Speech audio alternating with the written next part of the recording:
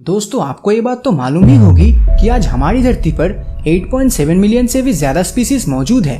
पर आपको ये बात जानकर हैरानी होगी कि हमारे साइंटिस्टों का मानना है कि आज से पहले हमारी धरती पर तकरीबन 100 मिलियन से भी ज्यादा स्पीसीज रह चुके हैं। और सबसे चौंका देने वाली बात तो ये है कि इनमें से ज्यादातर स्पीसीज के खत्म होने के पीछे वो खुद ही जिम्मेदार थे, क्योंकि साइंटिस्टों की माने तो ये सारी स्पीसीज अपनी बढ़ती तादाद से हमारी इकोलॉजी के सिस्टम पर बहुत बाधाएं दे रहा था और हमारी इकोलॉजी को ना चाहते हुए भी प्रकृति को सुरक्षित करने के लिए इनको खत्म करना पड़ा। और ये चीज हमारी धरती पर पिछले 800 मिलियन साल से जब पृथ्वी पर पहली स्पीसीज जन्म लिया था तब से चली आ रही है। और दोस्तों, आज के इस एपिसोड में हम जानेंगे इकोलॉजी किस तरह से हमारी धरती को स्टेबल रखती है। चलिए बात की शुरुआत करते हैं 36 लाख किलोमीटर में फैले हुए अफ्रीका के जंगलों से। इस विशाल जंगल में सभी अन्य जानवरों की तरह शेर भी अपने परिवार के साथ 2.5 से 3 किलोमीटर की एरिया में रहता है और इस एरिया में रह रहे दूसरे शाकाहारी जानवरों का शिकार करता है। पर समझने वाली बात यह है कि यूनिवर्स में एनर्जी स्टैटिक है और ये चीज हमारी धरती में भी लागू होती है।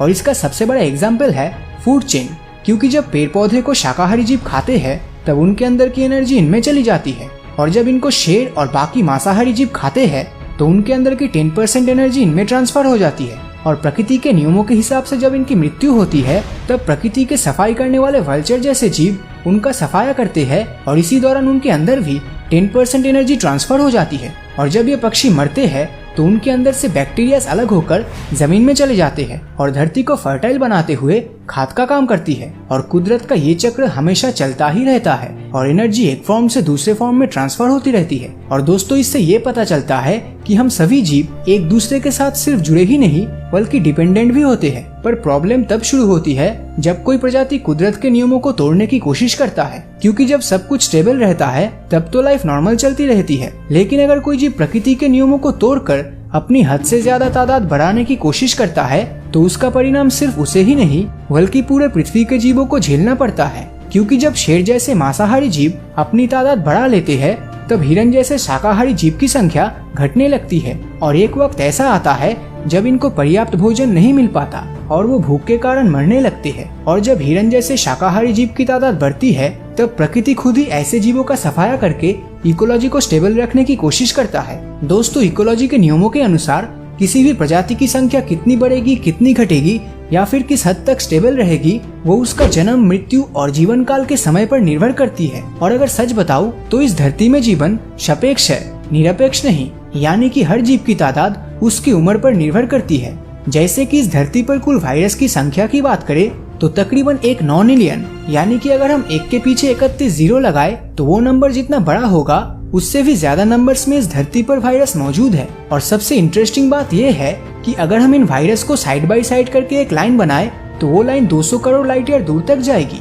और मैं आपको बता दूं, धरती में ये सभी वायरस एक साथ एक वक्त में मौजूद रह सकता है। और इकोलॉजी के नियमों के हिसाब से ना ये इनसे ज्यादा बढ़ना चाहिए और ना ही इनसे ज्यादा घटना चाहिए। अब वायरस की इतनी संख्या को इकोलॉजी इसलिए भी सपोर्ट करती है क्योंकि वायरस स्पेसिफिकली ना तो जिंदा जीव होते हैं और ना ही मरे हुए।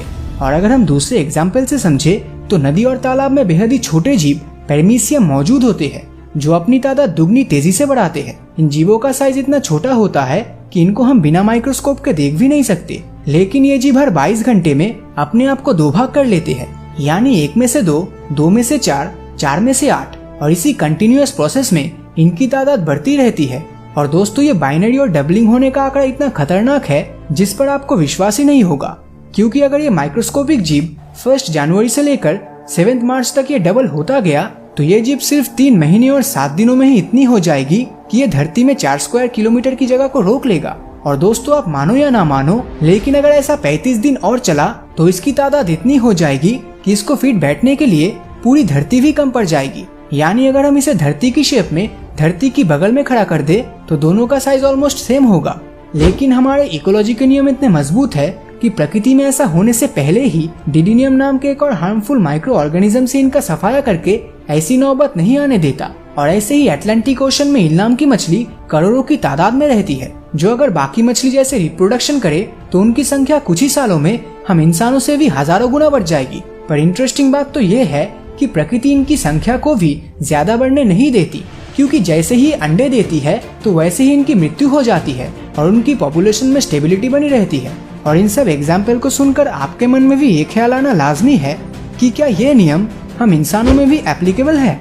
तो मैं आपको बता दूं, ये हम इंसानों पर भी उतना ही लागू होता है जितना कि जानवरों पर हम इंसानों ने टेक्नोलॉजी की मदद से इस नियम को बहुत हद तक तोड़ने की कोशिश करी है। साथ ही हमने सिर्फ अपनी पॉपुलेशन ही नहीं बल्कि पॉल्यूशन भी बहुत ज्यादा बढ़ा दिया है। और अब हम इंसान नहीं जानते कि प्रकृति इसका हिसाब किस तरह लेगी। पर आज की हालात को देखकर इतना तो पता चल ही गया है कि ऐसा कुछ बहुत जल्दी ही होने वाला है। और कुछ लोगों का तो ये भी मानना है कि आज जो कुछ भी हो रहा है वो सब एक तरह का इकोलॉजी द्वारा लिया गया एक बदला ही है।